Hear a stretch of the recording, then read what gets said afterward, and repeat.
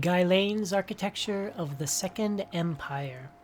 This is Guylaine Morales' outdated but entertainingly written and well-illustrated reference on the late Dwemer architecture.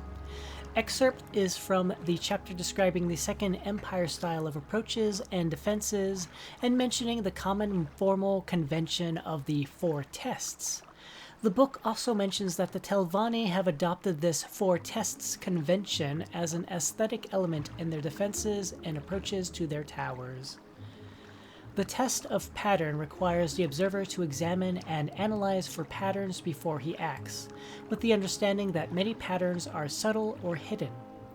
The test of disorder requires the observer to proceed systematically when no pattern is perceived.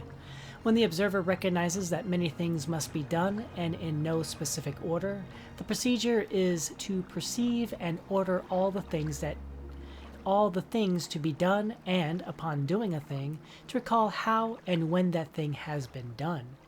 For example, the observer must remember the initial positioning of a thing and also the new position of that thing.